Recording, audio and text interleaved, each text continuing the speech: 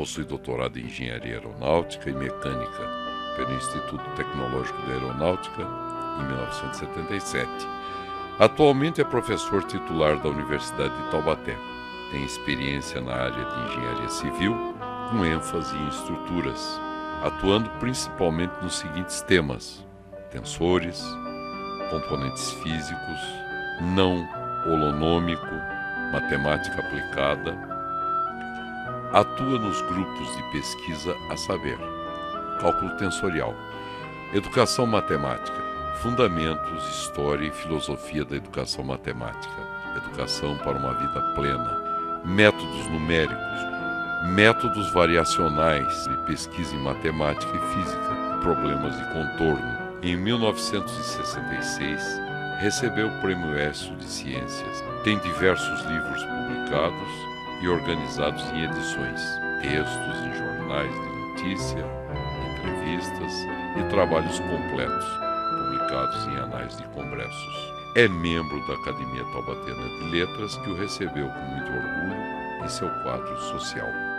Dando prosseguimento à série de entrevistas que vimos mantendo com os membros da Academia Taubaténa de Letras, nós hoje vamos trazer esta pessoa bastante conhecida, importante membro da Academia, que é o professor Antônio Marmo de Oliveira. Inicialmente, o professor Antônio Marmo cumprimenta os nossos telespectadores. Bom dia, professor. Meu bom dia a todos. Estou aqui à disposição da TV para nosso bate-papo. Pois não. Professor Marmo, eu sei, mas muita gente não sabe. O senhor não é de Taubaté, né? Não, eu sou de Natividade da Serra. E o senhor veio de lá com quantos anos? Eu vim com 4 anos. E aqui E desde lá eu resido em Taubaté. Pois não. E o professor Marmo é muito conhecido aí nos meios culturais. Ele é uma pessoa de destaque, principalmente no ensino, né, de matemática, física também, né, professor?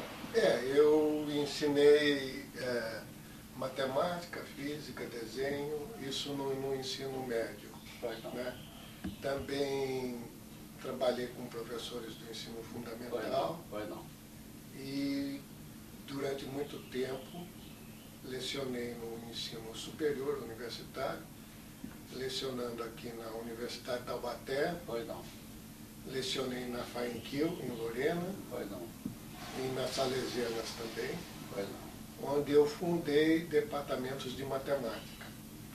E também ajudei a fundar a Universidade de Santos Dumont, de Governador Valadares. Eu ia toda sexta-feira para lá de avião treinar os professores, que seriam professores da universidade. Pois não.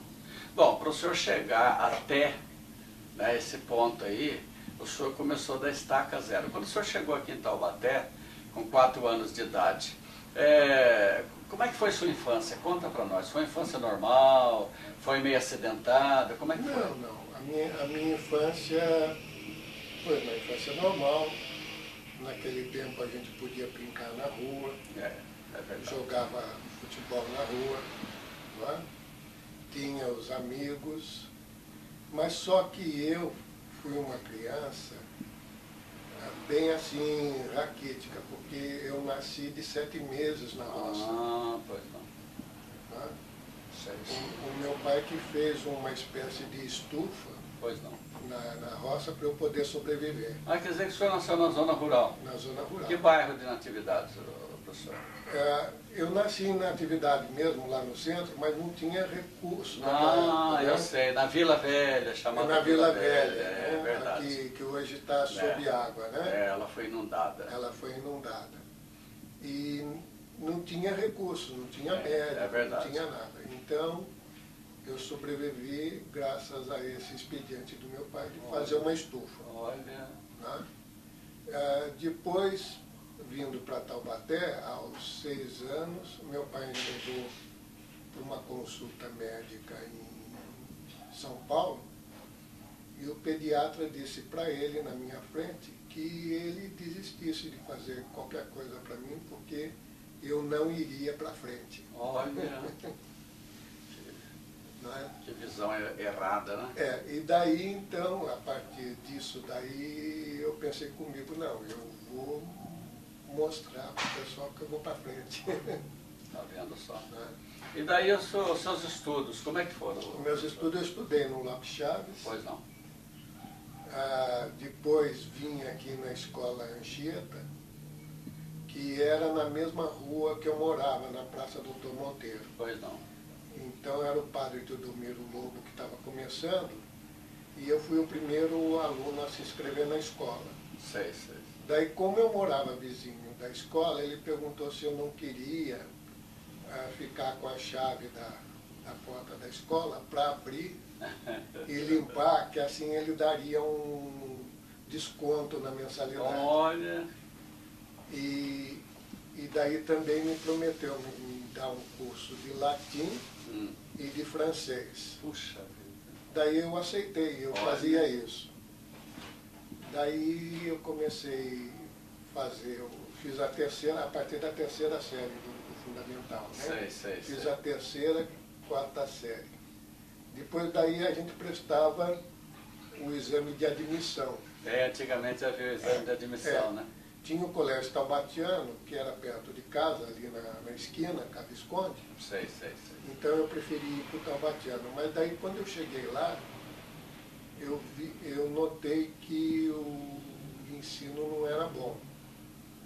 O professor de matemática era o próprio diretor da escola, Pois não. o Teodoro Correia Sintra. Teodoro Correia Sintra. E eu percebi que ele ensinava coisas erradas de matemática. Olha. Daí eu pedi para minha mãe para mudar para o Colégio do Estado. Pois não. Daí eu fui para o Colégio do Estado na Visconde. Andava mais mas em compensação. Mais em compensação. E lá o meu professor de matemática foi o Dr. Jaime Viana, que era um engenheiro. Pois não. E eu fiz amizade com ele e depois podia frequentar a biblioteca da casa dele. Olha. E também eu gostava muito da biblioteca Oscar Amaral. Pois não. Então eu desde cedo comecei a ler muitos livros. E para melhorar meu francês, eu pegava livros em francês que tinha na biblioteca para ler. E entre eles tinha livros de matemática já do superior. E eu comecei a ler, comecei a entender e gostar da matemática. Gostar da matemática. E peguei um livro de geometria analítica do Augusto Conte, eu estava ainda no que seria o ginásio. Olha. E comecei a ler e entender aquela ideia de associar ponto a números, né? A figura a números. E achei aquilo interessantíssimo. Olha. E daí assim eu fui pegando gosto pelo estudo. Foi progredindo cada vez mais. E mais tarde o senhor passou a lecionar. Passei. E também passou a escrever livros, né? Obras para matemática, ensino de matemática. Eu entrei muito cedo para o magistério, com a Associação Comercial de Taubaté. Pois não. Tinha como diretor, não sei se era libanês ou nada, era o Renato Férez e o Oswaldo Birachete. Birachete, conheci o Oswaldo. Eles não tinham feito o curso secundário. Daí pediu para que eu, se eu poderia dar aulas particulares para eles. Daí eu comecei a dar aula particular para os dois. Daí parece que apareceram mais gente querendo aula. Daí o Birachete falou assim, olha, vamos fazer uma sala lá aonde a associação, que era ali naquela descida que vai para o mercado, aonde era a antiga difusora. Certo. E daí então eu fiz um curso do tipo Madureza, em que eu era professor em todas as matérias. Criou ali Madureza e o senhor dava todas as matérias. Dava todas as matérias. Tá vendo só? E depois daí também esse curso que eu pus ali evoluiu para o primeiro cursinho de vestibular Taubaté. Que daí eu me juntei com outros professores, com o Manuel Carlos, professor Gelson, vários outros professores. E fundamos um cursinho chamado Delta T. Pois não. E daí, com o falecimento do professor Mário Bordini, o diretor, o professor Malamã, me convidou para dar aulas no Colégio Monteiro Lobato. Sei. Aí o senhor já foi dar aula lá onde o senhor havia estudado. Aí onde eu havia estudado. E daí eu comecei a lecionar lá e mais tarde depois, quando surgiu a faculdade de filosofia, o departamento de matemática, o professor Jofre Alves Furquim me convidou para ser professor lá. Tá? Daí eu achei que eu devia então seguir a carreira universitária e daí eu fui fazer um mestrado e o doutorado no ITA. Mas chegando lá, o professor Lacasse, que era professor de matemática, falou, não, você entra para fazer o mestrado, mas eu quero você como professor no ITA. Olha! Porque eu já tinha começado a publicar livros, ele sabia da minha obra. Ele viu o conhecimento seu, né? E daí convidou-me para lecionar no ITA. Daí eu lecionei lá, primeiro no departamento de matemática, depois eu fui para o departamento de aeronáutica.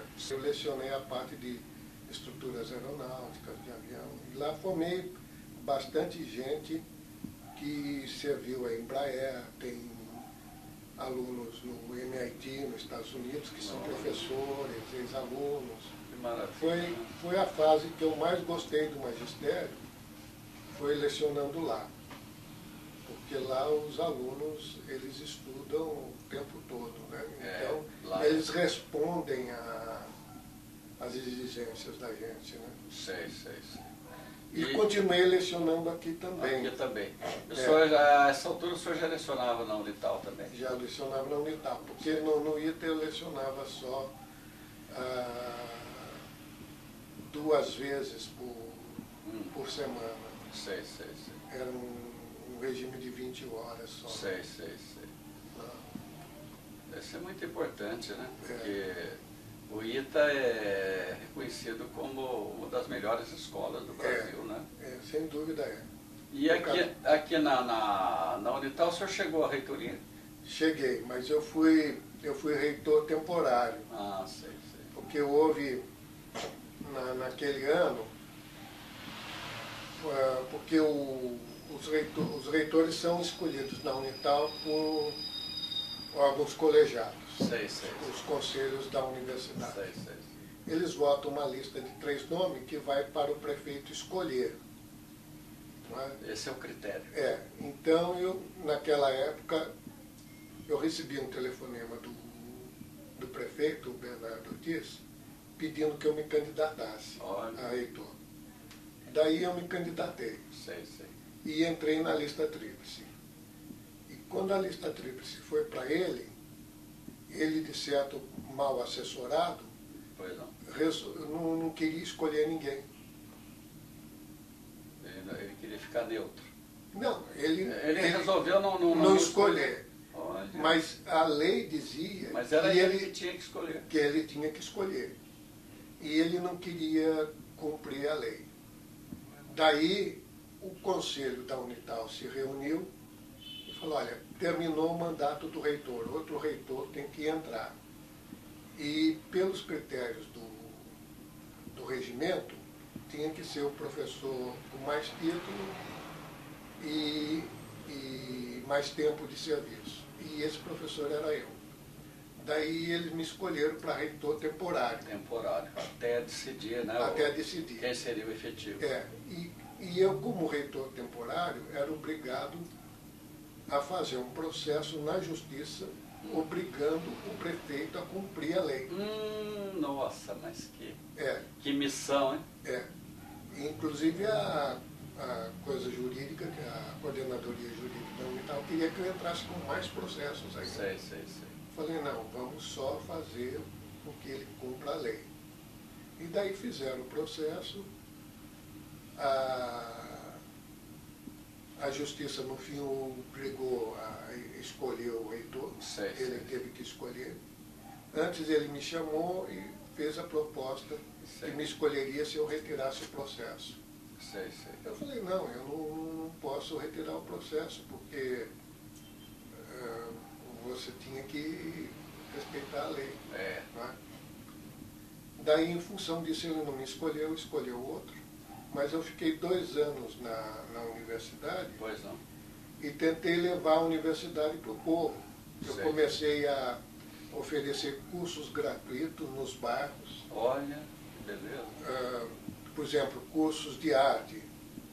Então, peguei um músico famoso e ele começou a ensinar percussão. Cursos de pintura, cursos de computação, cursos de inglês, cursos de matemática, cursos de letras, de português. Tudo oferecido para a população carente. Pois não. Aonde me cedia um salão, eu punha uma classe. Olha que beleza. E isso sem custo. Tudo gratuitamente. Tudo gratuitamente e sem custo para a Unital, porque eu reuni os ex-alunos meus, professores de português, de matemática, e eles falaram, não, nós fazemos isso gratuitamente. Olha, tá vendo? Você só não nos dê a condução. Então eu dava a condução. E o material para o professor trabalhar. E o material para os professores trabalharem. E depois surgiam problemas assim, a associação de pessoal do bairro queria vender a apostila, daí eu não deixava, tinha que intervir. Então, olha, e o que a população gostou, aonde eu andava, eles vinham me abraçar, agradecer. Que maravilha, né? Então eu estava tentando levar a universidade, abrir a universidade para a população. E também abrir a universidade para todo mundo. Eu tentei, primeiro eu trouxe os políticos para ver o que a universidade fazia, os vereadores, as grandes empresas, Volkers, todas essas empresas.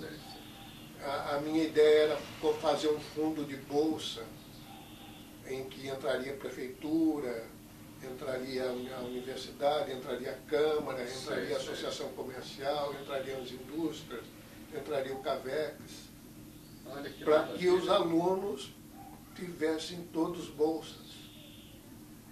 Né? E eu daí implantei um sistema de bolsas, cheguei a dar 3.000 meias bolsas. 3.000 meias bolsas para os alunos. Então todos, porque eu via que eles, a maioria ganhava R$200 por mês. Então era uma maneira de eu ajudar o pessoal. Depois que eu saí, pararam os cursos nos bairros e as coisas foram. Agora parece que a reitora atual está retomando essa ideia. Está fazendo coisas na praça, etc. A universidade tem que ser aberta à população. É verdade. Ela tem que ser transparente, tem que ir em tudo.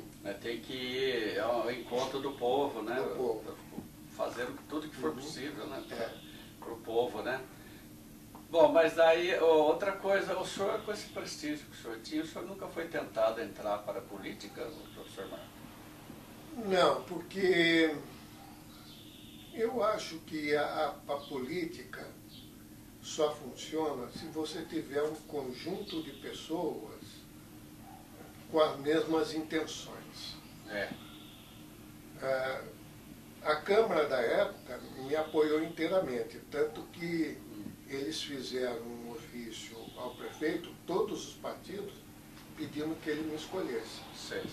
Foi pela primeira vez que a Câmara de Taubaté teve unanimidade. E porque eu ia conversar com os vereadores. Não é? Teve diversos episódios que eu precisei ir conversar com os vereadores. Eu não mandava representante, eu ia. Porque lá na Câmara eu tinha, inclusive, vários ex-alunos. E as pessoas sabiam como é que... Já conhecia o senhor? Já conhecia. Sabiam primeiro que eu não minto em nenhuma situação. Eu falo sempre a verdade, mesmo que ela seja contra a minha pessoa. Não é? Então, eles sabiam disso. Sabiam que eu cumpro a palavra. Então, eu tinha credibilidade, confiança do pessoal. Verdade. Então eu cheguei a mudar votações que iam prejudicar a educação, etc. Conversando com eles. Não é? O professor Marmo... Tanto que eles depois me deram o título de cidadão taubatiano. Está vendo só? Não é? E a comenda Jacques Félix. Em reconhecimento, né? Em reconhecimento. Mas eu nunca tive intenção de entrar para a política. Isso foi uma grande coisa que o senhor fez na vida. Né? Tanto que na época, quando eu comecei a fazer esses cursos para a população, surgiu um boato que eu estava fazendo isso porque eu queria ser candidato a prefeito. Sempre tem alguém que quer tirar proveito. Não, vai lá, ser candidato. Né? E o senhor não... Não, minha coisa é educação, eu não misturo as coisas. Tá certo, tá certo. Bom, e trabalhando do jeito que o senhor sempre trabalhou, é sabido, né, por todos nós aí, que o conhecemos já de longa data, que o senhor tem várias obras escritas, né, para matemática e outras matérias mais, né? Sim. Vamos mostrar isso daí, professor? Esse curso aqui é um curso em 3 volumes. Ele inovou na área da educação, tanto na diagramação... Bem ilustrado, né? Bem ilustrado. Esse livro é um best-seller internacional. Né? E como é que o senhor se sente participando de uma obra dessa? Fazendo a tradução técnica? É um reconhecimento, né, dos esforços da gente. É verdade. Isso aqui foi uma primeira tentativa de fazer matemática em fascículos para vender na banca. Tornar popular a matemática. Nas bancas. Também usei aquela mesma técnica de ilustração que eu usei na obra. Né? E deu certo? Deu certo. Junto vinha um encarte que tinha um jogo matemático. Né? Eu ligava com a história da arte e tal. Este aqui é um livro que foi destinado aos antigos cursos. Biblioteca Básica Português Matemática. Era um conjunto de livros de matemática português. Pois não, tá certo. Isto aqui é a capa de um livro da dona Judite. Dona Judite, que é membro da Academia Taubatiana de Letras. E eu que fiz a capa. Então eu passei a fazer as capas das obras lá da Academia. Do pessoal da Academia. Maravilha. O Gemido da Natureza. Esta aqui é uma revista internacional onde eu publico os meus artigos, publicado no Japão, faço parte dessa sociedade, chamada Tensor Society. Este aqui é o primeiro livro daquele de ensino programado, foi o primeiro livro que foi o primeiro livro que eu fiz. Ele está até meio estragado porque é antigo, né? Aqui foi uma publicação internacional que eu fiz e na realidade é o original. Foi não. Então eu fiz em inglês. Esse é original? É original. Olha, escrito em inglês, né? Escrito em inglês e batido naquela máquina letera. E para fazer esses símbolos matemáticos, aí daí. Eu ergui o rolo, segurava na posição para poder bater. Naquele tempo não tinha computador. E o resto era desenhado. Né? Símbolos matemáticos que não tinham na máquina. Era só máquina de escrever, eu desenhava. Maravilha, né? Isto aqui foi uma coleção de 5 volumes para didático. Foi vendido no mundo todo.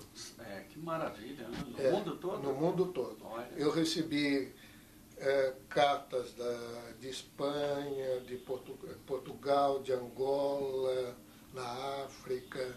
Pois não. A maioria pedindo como é que comprava coleção, se eu podia mandar a coleção de presente. Teve até um caso de um polonês que trabalhava como porteiro de edifício em São Paulo. Ele veio do Brasil por causa da guerra. Veio para o Brasil por causa da guerra. E quando ele viu a coleção, ele ficou maluco querendo comprar a coleção, mas não tinha dinheiro. Daí escreveu uma cartinha para mim se eu podia doar uma coleção para ele. Que ele sempre gostou muito, na Polônia, que ele sempre gostou muito de matemática. Daí eu mandei uma coleção para ele. O resultado é que eu fiquei praticamente sem nenhum livro. E esses aqui eu tive que comprar em sebo.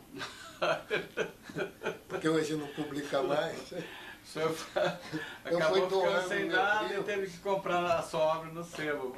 Agora nós vamos passar para...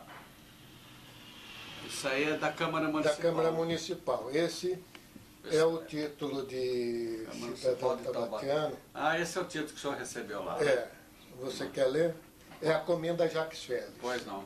Câmara Municipal de Taubaté, Estado de São Paulo, homenagem do Poder Legislativo ao ilustríssimo senhor, professor doutor Antônio Marmo de Oliveira, ilustre agraciado com a Comenda Jacques Félix. Essa é a Comenda Jacques Félix. Em sessão solene comemorativa aos 357 anos da elevação do povoado de Taubaté, categoria de vila, realizada nesta data. Taubaté, 5 de dezembro de 2002.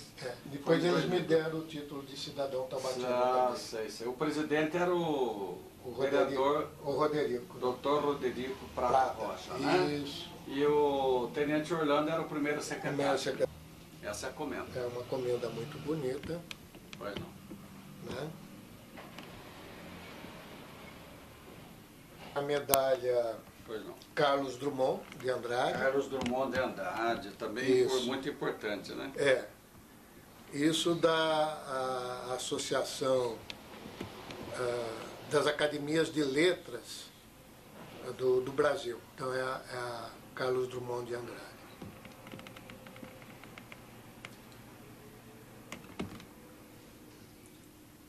Professor, nós temos... vi aqui de lado. Em 2002. Ah, então o senhor faz parte da segunda turma, né? Mas daí eu só tive a posse mais recentemente. Ah, pois não. Tá certo? Que foi a segunda turma. Né? Não, eu fui convidado em 2002, mas só entrei em 2005. 31 de março de 2005. Isso, só entrei em 2005. Só que o senhor tomou posse um pouco antes da gente, não foi? Não, foi junto, não foi a posse? Não, nós tomamos posse em 8. Ah, em 8? Então tá. Então eu fui tomou posse um pouco antes. Um pouco antes, Mas foi, olha, sem favor nenhum, foi uma grande aquisição da Academia Taubatiana de Letras. E o seu patrono, né, o Dr. Flávio Belegardi Nunes, foi comentarista comigo, tive essa honra de trabalhar com ele na Rádio Cultura, no programa do J. Bonani. Que inteligência, né, professor? Ele era. Vamos falar um pouquinho sobre ele? Então, ele foi pioneiro na área de ecologia.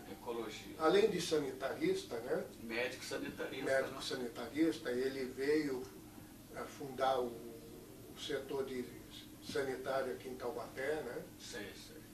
Ele era muito preocupado com a ecologia. Ele já falava dos problemas. Não é? Ele já estava prevendo tudo isso. Ele se preocupava muito com a redução de oxigênio na atmosfera. Ele falava muito nisso, e hoje a gente tem esse buraco de ozônio, né? Você sabe por que ele tem esse apelido de mestrinho? Era chamado de mestrinho? Ele começou a lecionar na engenharia de Taubaté esta área de ecologia. Sei. Essa disciplina de ecologia. E os alunos da engenharia de Taubaté tinham por costume chamar todo professor de mestre. Ele reagiu e falou, não, mestre só existe um. Só existiu um, que foi Jesus. Eu sou apenas um mestrinho. Daí então... Daí ficou esse apelido do mestrinho. E ele era muito religioso também. Ele era muito pertencia religioso. A uma ordem. Isso. Pessoa maravilhosa, viu? A cadeira, que número que é, não, professor? 24? 24, isso mesmo. Bem, uma outra atividade que eu tenho é de pintura. Comecei a estudar com o Anderson Fabiano quando tinha 12 anos de idade. Até os 14 anos eu estudei com ele, pintura. Ele tinha um ateliê ali atrás da Faculdade de Filosofia. Ali. E ele tinha um ateliê ali, era um lugar que era o Círculo Operário. E ele tinha um ateliê nesse Círculo Operário. Tinha outros que iam lá estudar com ele, que hoje são pintores famosos. E eu estudei dos 12 aos 14 anos com ele. Mas depois, devido a gente ir assumindo compromissos na vida e tal, eu acabei deixando meio de lado a pintura. Depois, recentemente eu voltei a pintar. Hoje eu faço pinturas no computador. Através do computador. Então, esse quadro vamos aqui, mostrar as suas obras? Esse quadro aqui é um deles, olha. Feito pelo computador.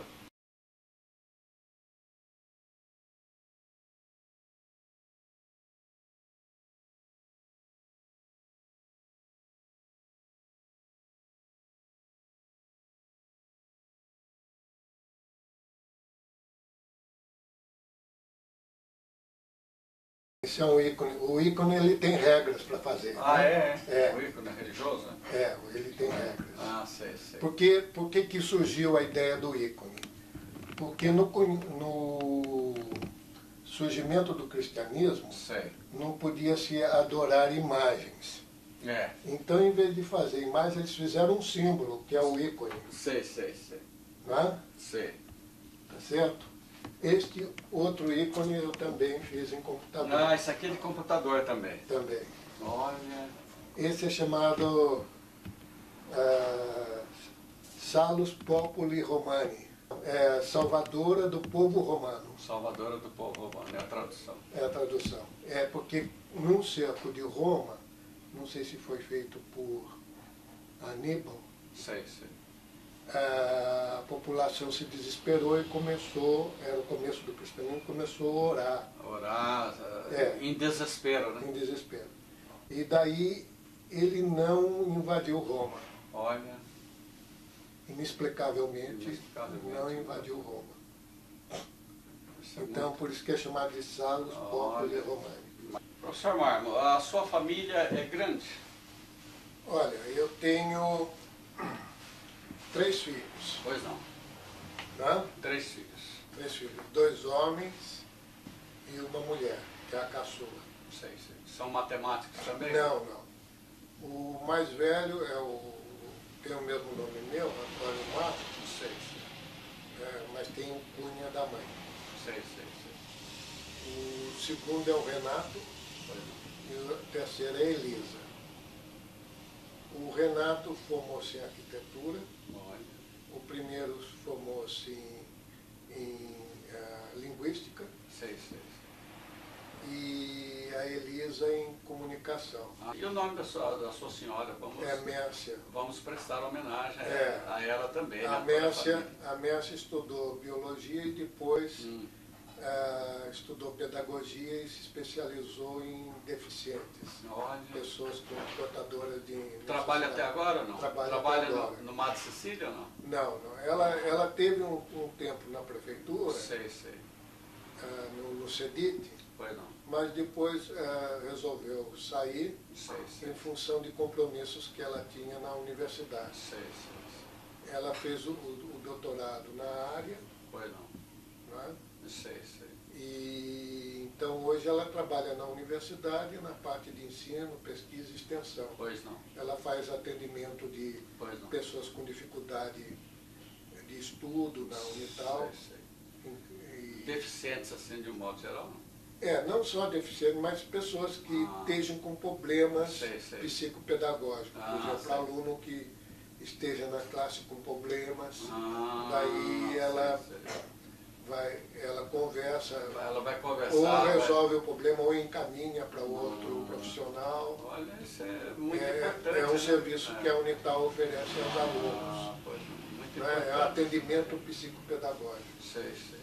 E em função de tudo isso que o senhor fez até hoje, nessa obra maravilhosa, o senhor viajou para algum país aí para se especializar em alguma coisa? Não? Olha, não estudei no exterior, só fiz viagens ou a congressos ou a passeio.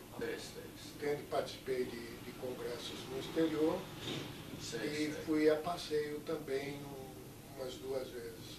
E na literatura, professor Marmo, qual seria o seu escritor preferido? Olha, eu gostava muito de Victor Hugo. Depois, escritor português Eça de Queiroz. E aqui nosso, Drummond, gostava muito também aqui em Taubaté do Cezídio Ambrógio. Ô, Cezídio, conterrâneo, né? Conterrâneo. Que inteligência. O senhor chegou a lecionar com ele, né? Na mesma escola? Sim, mas por pouco tempo. Por pouco tempo. Fui aluno dele, não é? E ele, aqueles versos dele, alexandrinos, as Janíadas, imitando os Lusíadas, fazendo uma paródia, aquilo ali é fenomenal. Maravilha, é fenomenal. E a obra que eu gosto dele, os Poemas Vermelhos. Poemas Vermelhos, que foi prefaciado pelo Lobato. Pelo Lobato, é muito bom. Muito bom também. Não é? Isso é importante. Natividade, além do professor Mármore, deu também outras inteligências, né? E uma delas o professor Cezídio Ambrógio. Ele tem um soneto, eu não me lembro no momento, que é considerado obra-prima da literatura, o soneto sem verbo. Sem verbo, sim. Ele fala da natividade. E a natividade é minha terra. Sei. Minha terra, um cromo dourado. Começa assim. É verdade. Não é? A cadeia, sem preso nem soldado. É maravilhoso, eu não me lembro de cabeça, mas eu tenho, inclusive. Daí fala do cruzeiro que tinha lá em Natividade. É verdade, é uma maravilha. E que pessoa maravilhosa, né? Além de ser era uma pessoa muito maravilhosa. E era assim como o senhor, os alunos gostavam muito dele. Gostavam. Ele era humilde, né? E ele adotava a seguinte técnica: a gente tinha que levar um livro de português para a aula. E quando a gente esquecia, a gente tinha que justificar, mas fazendo uma quadrinha, fazendo um verso. Né? Eu lembro que eu tive que fazer um porque um dia eu esqueci. Esqueceu o livro de português. Daí eu tive que fazer uma quadrinha para ele. Tá vendo só? Eu tenho grandes preocupações pela educação. Sei. Principalmente a educação matemática. O Brasil, nos exames internacionais, chamado PISA, tem tirado o último lugar. Olha. Último lugar. Isso aí é deprimente. É deprimente. Tá? Então, eu tenho escrito crônicas. O senhor, além de ser um matemático, né, o senhor também é colunista, né, do jornal Contato, né? Contato. Escrevo desde 2001. Só nos finais de semana? Sai uma vez por semana. Né? Inclusive, nesse último artigo, eu chamo a atenção que vai se tirar mais dinheiro da educação. Olha. Se prorrogar, chamada DRU, vai tirar mais dinheiro da educação. Isso aí não pode acontecer. O DRU é uma espécie de desvinculação da Receita Federal. Então, a Constituição previu uma certa quantia de dinheiro para a educação. E a DRU desvincula isso, permite que o governo federal gaste ao bel prazer este dinheiro, que é da educação. Junto com a CPMF, ele está propondo a prorrogação da DRU, que consiste, no fundo, de tirar esta verba da educação e usar para outros fins. Permite a ele tirar. Eu acho que verba da educação, da segurança e da saúde não podem ser mexidas. Não se deve tirar nem um centavo, né? Mas, infelizmente, está acontecendo isso. Não só do governo. Então, retiraram isto e, junto com a CPMF, ele propôs que seja prorrogado. Também a DRU. A DRU. Isso aí. Falam-se muito no CPMF, mas não falam na DRU. Então, muita gente nem sabe, né? Seria interessante a gente alertar a população disso. Quer dizer, a nossa pobre educação vai ficar mais pobre. Vai ficar mais pobre. E isso eu queria aproveitar a oportunidade de um meio de comunicação como vocês, de colocar isso. Certo. Mas eu gostaria que nesse final o senhor mandasse um abraço para os seus amigos, seus parentes, seus amigos da academia, seus colegas, e também para aqueles alunos, né, que gostam da matemática, mas que têm dificuldade. Então, nós temos também feito uma outra atividade que é junto à astronomia. No sentido de fazer com que os jovens gostem de ciência. Então a gente tem feito palestras em clubes, tudo sobre astronomia, no sentido de chamar a população a produzir uma cultura subjacente à ciência. Então eu vejo a academia como um lugar onde a gente pode cultivar essas ideias, pode defender a ideia da cultura, do povo, né? E acho que as publicações da academia é um meio disso. A gente tem que tornar, talvez, uma maneira de produzir isso sem grandes ônus para os acadêmicos, que a gente já gasta dinheiro com isso. Né? É verdade. Então esta é uma das outras preocupações que eu tenho. Então eu queria mandar um abraço a todas as pessoas que cuidam de educação, de cultura, né? Aos professores que exercem um verdadeiro sacerdócio. É verdade. Né? E aos amigos, ex-alunos, né? Aos meus familiares. Né? E agradecer a você, Valdomiro, esta oportunidade, a TV Cidade também. A Cláudia, que vem aí pacientemente ouvir. Professor Marma, nós então agradecemos ao senhor por ter aceito o nosso convite e ter nos concedido essa entrevista brilhante, né? Entrevista maravilhosa. Obrigado. Né? E a partir dessa entrevista, muita gente que não conhecia bem o professor Dr. Antônio Marma de Oliveira agora já vai saber mais, né, sobre o nosso entrevistado. Prezado telespectador, assim a sua TV Cidade trouxe mais um importante membro da Academia Taubatiana de Letras para mais uma entrevista. Até a próxima oportunidade, se Deus quiser.